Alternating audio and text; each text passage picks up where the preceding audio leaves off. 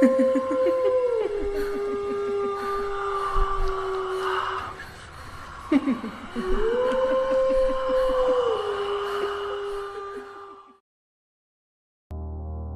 legend of Virginia's Bunny Man might sound like a cute tale of rabbits and whimsy. It's anything but. In reality, the true story of the Bunny Man is one forged from incidency, mystery, and violence. Long have the tales of the Bunny Man Bridge floated around the towns of Northern Virginia, and the stories always change just a little in the telling. What we do know, however, is that some urban legends turn out to be true, and there really was a man who inspired the rest of this grisly urban legend. There are many Virginia urban legends out there, but what sets this one apart is that it's a mix of many genres. It's a ghost story. It's a true story. There's a geographical mark on a map you can visit, and there are even copycats out there who have kept the stories alive. How much of it is true and how much of it is myth remains a hot debate. But don't let the name fool you.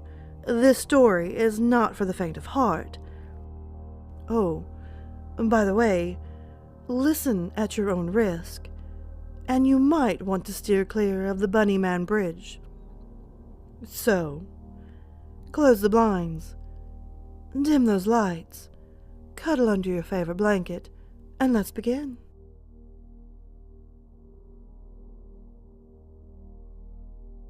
There really was a man dressed like a rabbit with an axe. Unlike many urban legends that have surfaced over the years, this one definitely has a basis in actual events. In 1970, a couple was driving and parked near a train overpass bridge for a moment to get their bearings. As they did this, a mysterious and threatening figure appeared out of nowhere. This figure, according to the police report, yelled and drove the couple away with threats of violence. When the police report was written, the couple said that they didn't get a very good look at the person who threatened them. They said that he was dressed in white or light clothing, and that he might have had something on his head. Over the next few days, weeks, months, and even years, this report became interpreted as their attacker having rabbit ears. This is where the story all begins. Everything beyond this is undoubtedly a mixture of truth, speculation, and myth, but that doesn't make the tale any less intriguing.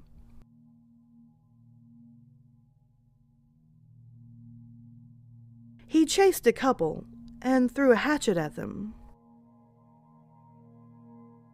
Let's look a little more in depth at the first time people became aware of the Bunny Man.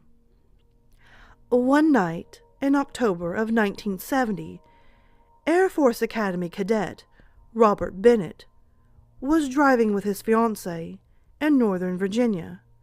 The pair stopped on the 5400 block of Guinea Road in Fairfax, a location near his uncle's house, and they were sitting in their car when things started to get weird. A man dressed in white, supposedly with bunny ears, approached out of the darkness. He began to scream at the couple that they were on private property, that he was going to report them to the police, and that he'd gotten their license plate number. This could have been merely off-putting, except for what he did next. All at once, the man hurled a hatchet right through the windshield of the car, nearly hitting the pair. As you might guess, they quickly sped off to the police station, Hatchet still in the car. Bennett recalls helping pull bits of broken glass out of his date's hair as they explained to the police what had happened. The police later began looking for a man in a bunny outfit, although at the time they couldn't find anyone suspicious in the area. the Bunny Man legend was solidified.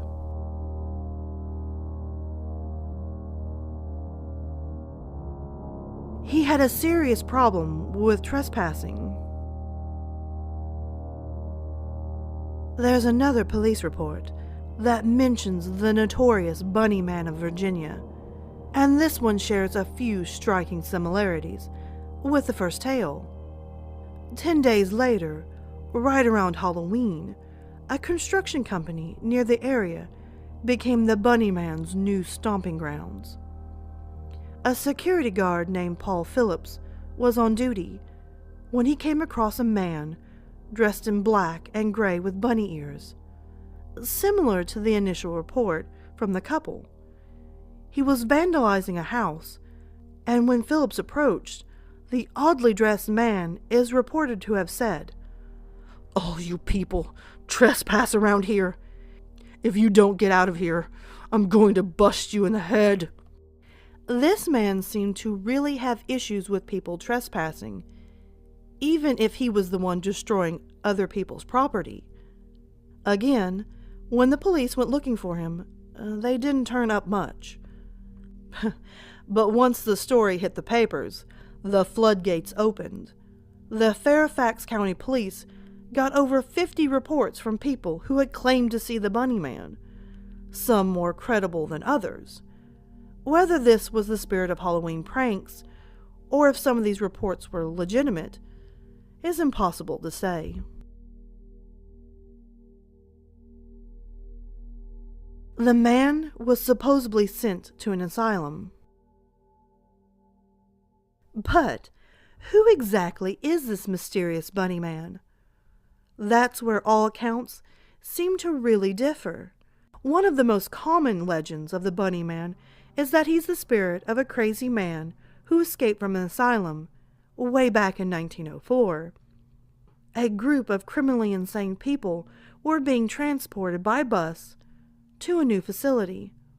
The bus unexpectedly crashed, and everyone inside was killed, except for one man. This man escaped, vanishing into the night, and he was never seen again. His name was Douglas Griffin, and his memory, and perhaps ghost, lived on long after his escape. He began to kill people and animals, mostly rabbits, but he was never recaptured, and his ghost is supposedly what attacked the couple that October night.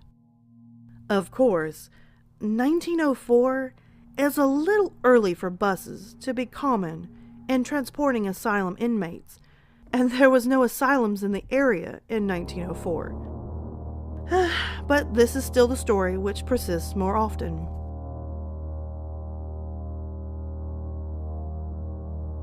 He supposedly died evading capture.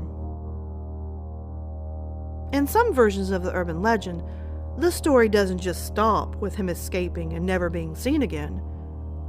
After the body of a man Griffin allegedly killed was found, police decided it was time to bring him in. They searched the train tracks by the bridge near Fairfax Station and quickly came across the Bunny Man near where the asylum bus had originally crashed. They began to chase him, but soon heard the sound of an oncoming train and had to get out of his way. Rather than running from the train, however, Griffin put himself directly in its path. As the train struck him, while all the police watched, he let out a burst of devilish laughter. Although his body was never recovered, police assumed he was killed by the train. That makes the bridge his final resting place, and is the reason his rabbit-clad spirit still haunts the area.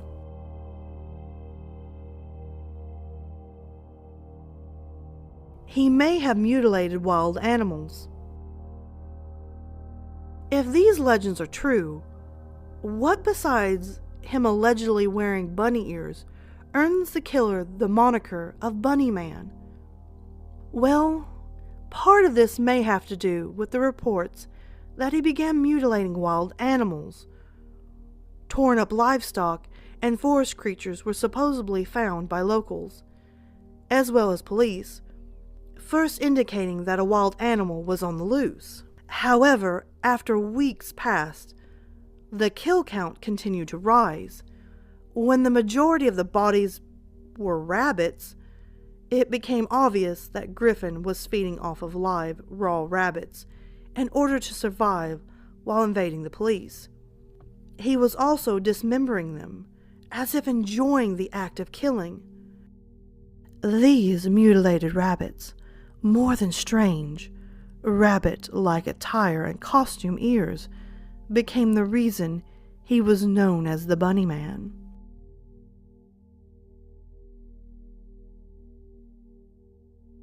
The man may have mutilated his victims' bodies.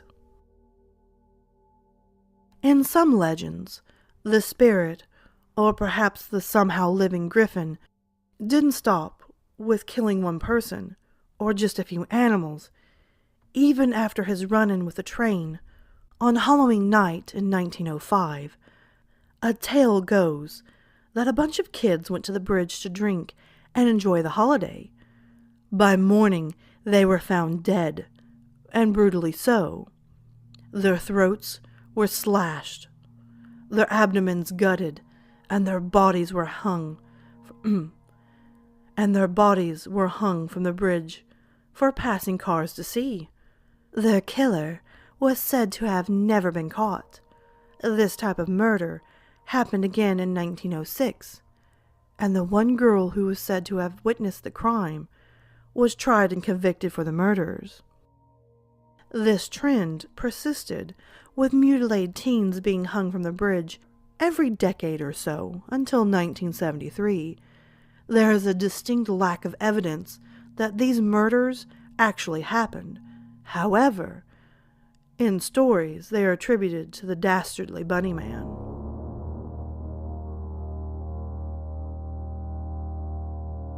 His ghost may still haunt the bridge.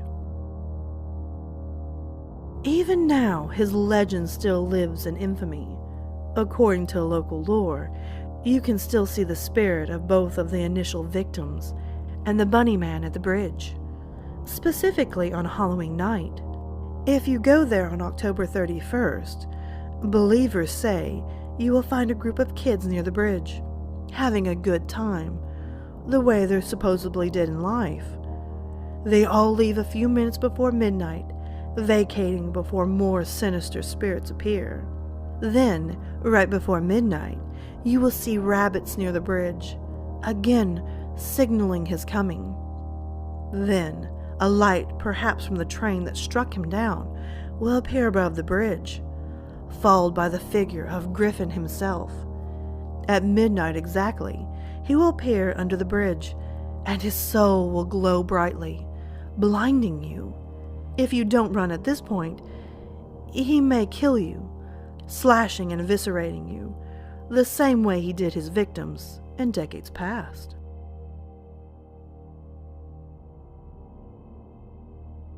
The couple attacked by the Bunny Man kept his hatchet. Interestingly enough, the Bennetts are happy to corroborate that the hatchet-throwing portion of the legend is very much true. Robert Bennett and his now wife have answered many questions about their run-in with the Bunny Man over the years, and they still have a piece of evidence to prove his existence: the very hatchet itself. After they filed a police report, they were able to keep the hatchet as a dark souvenir, a reminder of what they lived through. Over the years, friends of the Bennett have mounted the hatchet on a wooden plaque, like it is in a museum. As you can see in the photo, the metal inscription on it reads, "Our hair-raising experience, 1969. The year written may be 1 year off according to police reports, but the Bennetts still claim that this is the same axe that nearly did them grave harm. At least they have a sense of humor about it, instead of recurring nightmares of being decapitated.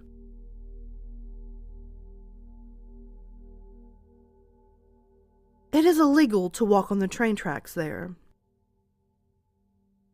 Unfortunately, the popularity of the Bunny Man myth has made it a hotspot for paranormal investigators and curious kids.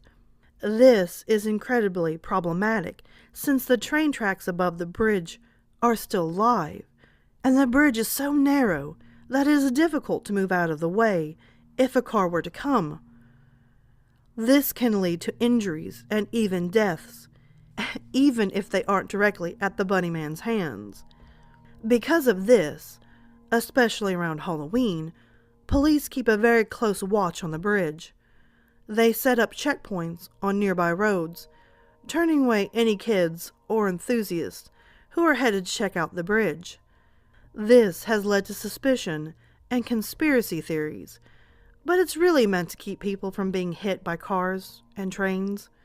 In fact, it is flat out illegal to trespass on the train tracks there, as posted signs confirm. So, it's best you stay away, not just to avoid the possible ghost, but also to avoid the actual police.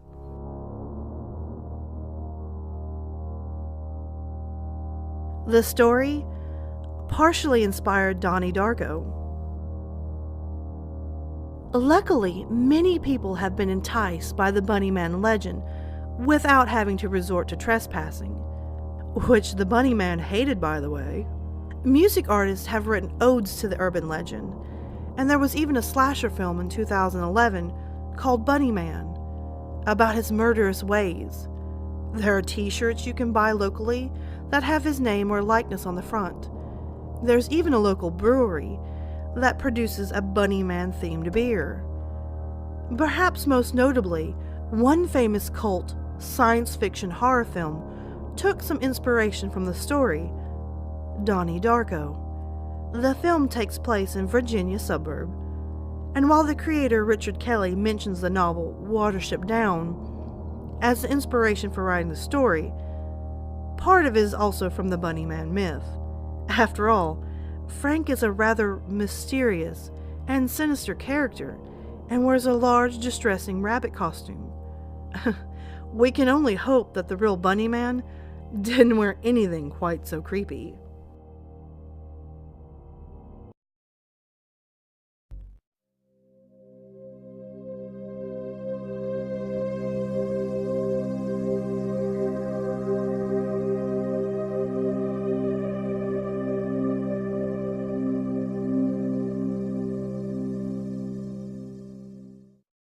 Alright, my lovely lilies, thank you so much for watching the new video. If you can, hit that subscribe and like button, comment below and tell me your thoughts. Also, don't forget to tap the little notification bell so you're always in the know on this channel. As well, guys, you can always find me on Twitter, Instagram, Snapchat, and always you can hit me up in my emails. Feel free to send me your stories, whether they're fiction or totally true. I'm always up for some great stories. And oh, by the way, until next time, sweet dreams.